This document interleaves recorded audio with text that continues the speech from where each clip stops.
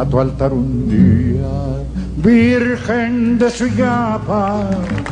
Llevaré las rosas más bellas de Honduras y estarás entonces risueña y más guapa y verás mi ofrenda con hondas ternuras. Calmarás mis penas y mis amarguras.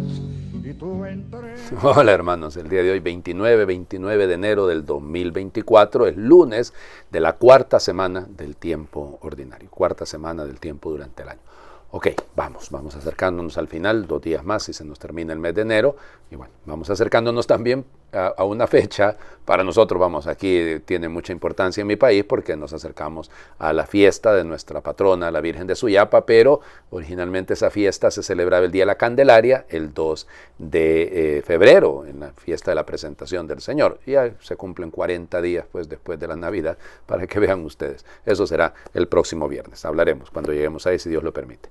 Hoy es día de una beata interesantísima, pero yo sé que usted, padre, usted siempre dice que son interesantes, todos los santos son interesantes, pero aquí vamos a fijarnos en algunos elementos que son fundamentales. Se trata de la beata Boleslava María Lament, nacida en Łódź, en Polonia, en 1862, era de una familia de artesanos y ella era buenísima con el tema de la costura, ¿no? Era muy buena tejiendo y demás, y se gradúa, fíjense, de hecho, en Varsovia, pues, como artesana, y tenía un telar y tenía habilidades para eso, y va formando a varias jóvenes en este sentido, ¿no? Y bueno, se hace también profesora, de hecho, en esto con las hermanas franciscanas de la familia de María, así se llamaba, y incluso quiso ser miembro de esa congregación, luego quiso entrar con las visitandinas, ¿no? Y quiso hacer parte de ello, pero su director espiritual le dijo que mejor no, que lo que ella debía hacer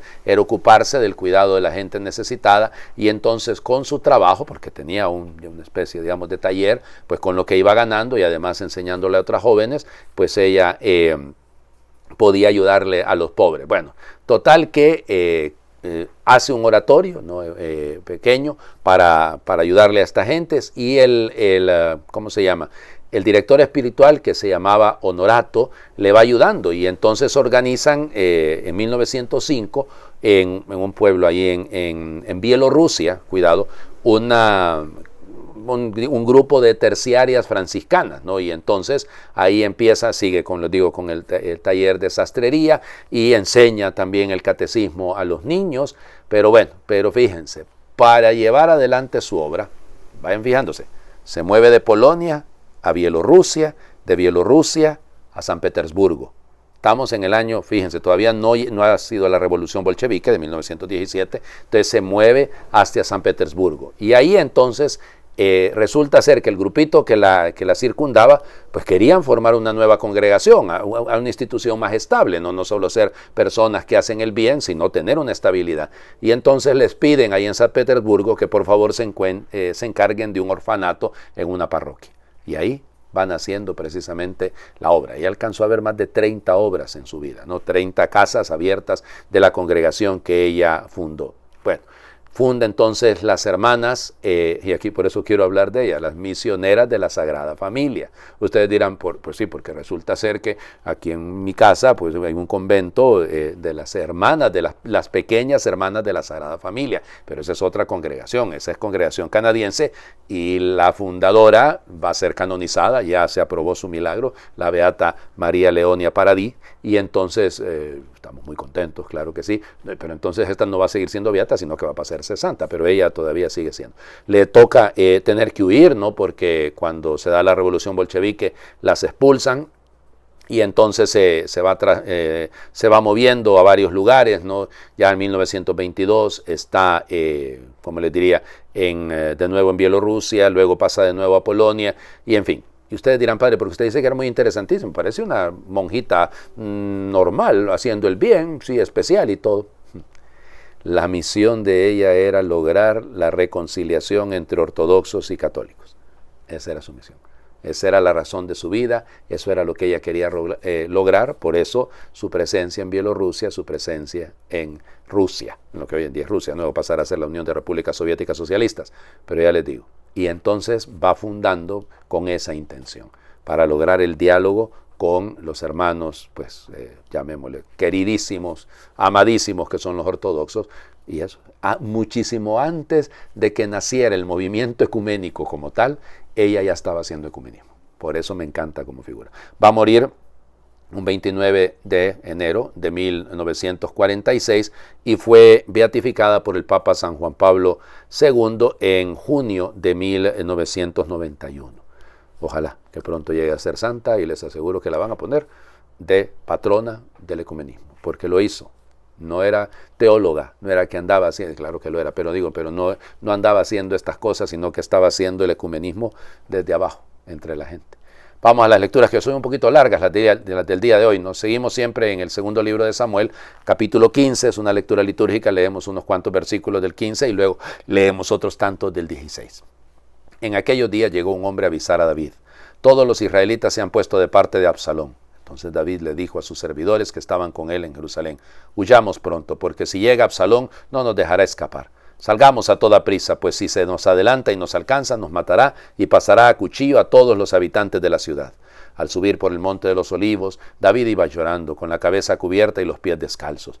Todos sus acompañantes iban también con la cabeza cubierta y llorando. Cuando llegaron a Bahurín, un hombre de la familia de Saúl, llamado Semeí, hijo de Guerá, le salió al encuentro y se fue a seguirlos. Los iba maldiciendo y arrojaba piedras a David y a todos sus hombres. El pueblo y los soldados se agruparon en torno a David. Semeí le gritaba: fuera de aquí, asesino malvado, el Señor te está castigando por toda la sangre de la casa de Saúl, cuyo trono has usurpado. El Señor ha entregado el trono a tu hijo Absalón, y tú has caído en desgracia porque eres un asesino.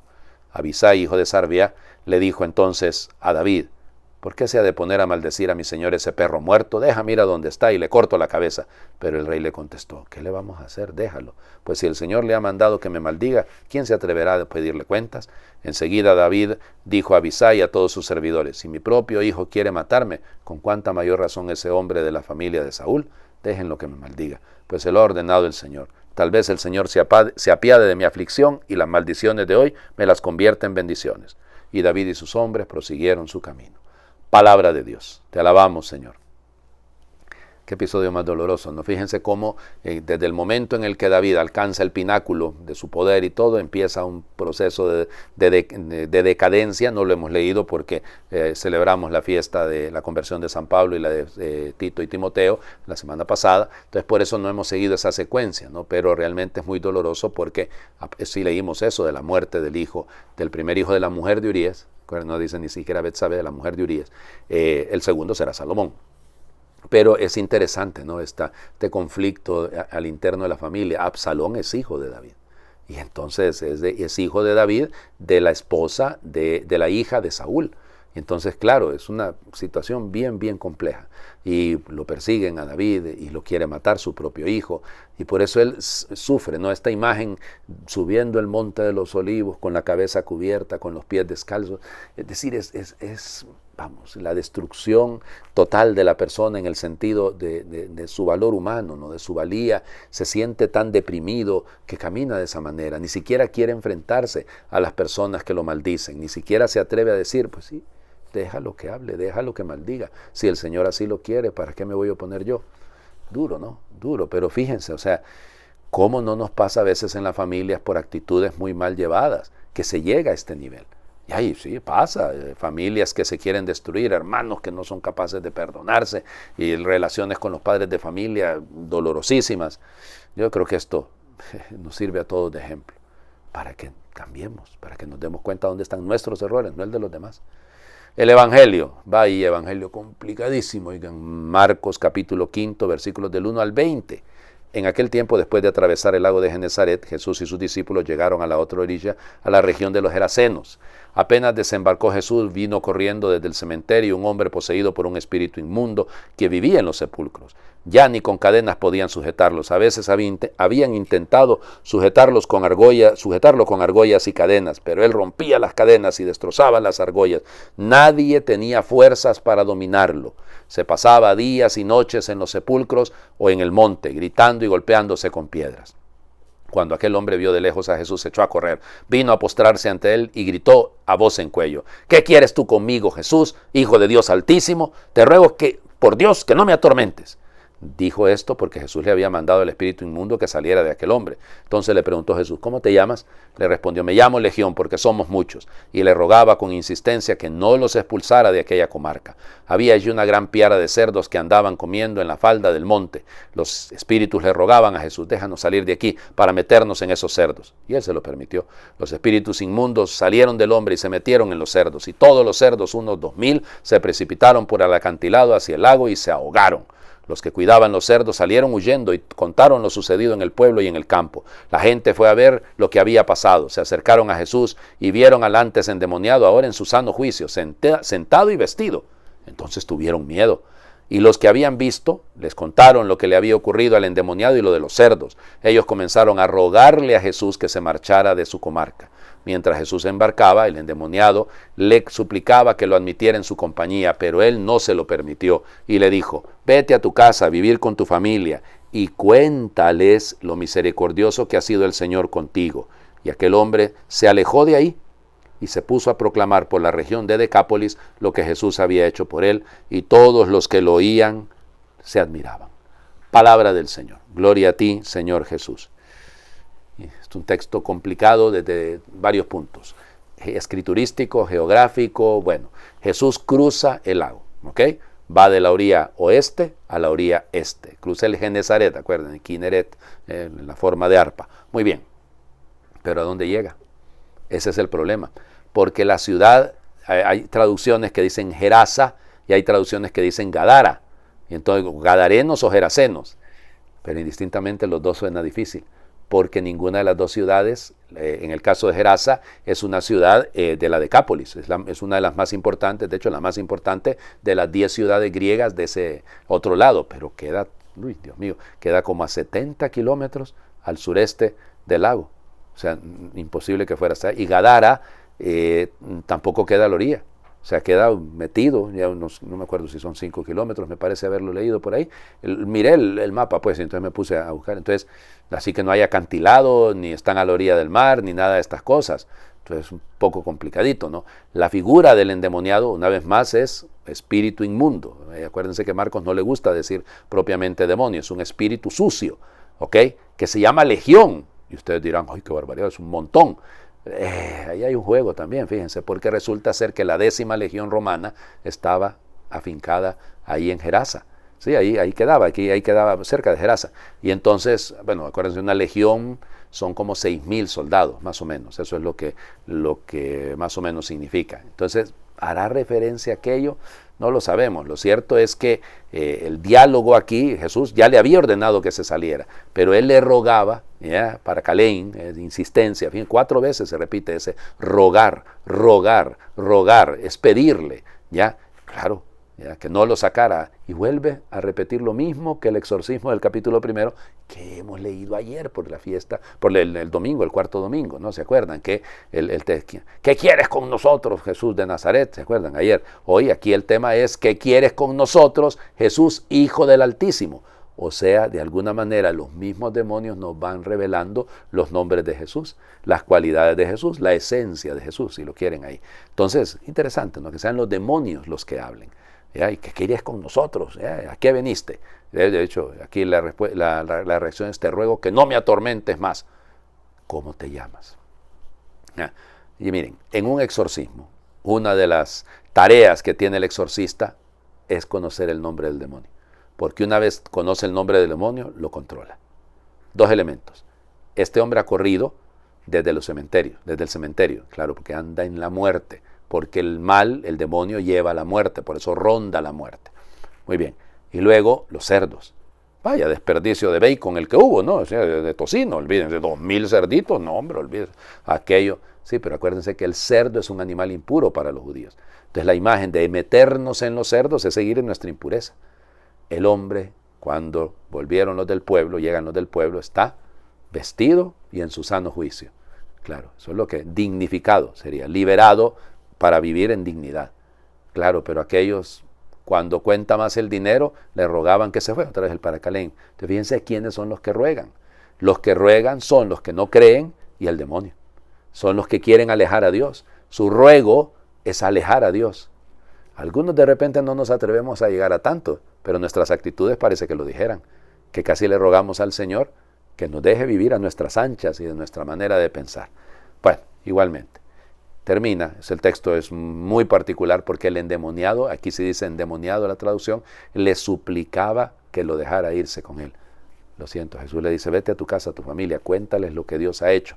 Y el hombre lo empezó a divulgar por toda la Decápolis. Sí, pero es que hay situaciones que, miren, yo puedo, y en la iglesia, supongan, ¿no?, que una persona que comete una falta grave, pues se le puede perdonar sacramentalmente, pero el delito, y eso no significa que puede reintegrarse con mando de dirección dentro de la iglesia, no se puede. Y tenemos que ser increíblemente prudentes con eso, ¿no? Hay tantas situaciones que después por eso nos pasan factura. Les invito a hacer oración. Que los caminos se abran a tu encuentro, que el sol brille sobre tu rostro, que la lluvia caiga suave sobre tus campos, que el viento sople siempre a tu espalda, que guardes en tu corazón con gratitud el recuerdo precioso de las cosas buenas de la vida, que todo don de Dios crezca en ti y te ayude a llevar la alegría a los corazones de cuantos amas, que tus ojos reflejen un brillo de amistad gracioso y generoso como el sol que sale entre las nubes y calienta el mar tranquilo, que la fuerza de Dios te mantenga firme, que los ojos de Dios te miren, que los oídos de Dios te oigan, que la palabra de Dios te hable, que la mano de Dios te proteja y que, hasta que volvamos a encontrarnos, otro te tenga y nos tenga a todos en la palma de sus manos. Amén. Es la bendición irlandesa. Me encantó pensando en él, frente al dolor de este endemoniado, esta legión, ya poder decir, está la mano de Dios. Confiemos en la mano de Dios. El Señor esté con ustedes. Les bendiga a Dios por intercesión de la Beata Boleslava María Lament, el que es Padre, Hijo y Espíritu Santo, y su bendición descienda, les acompañe siempre. Muy feliz lunes para todos.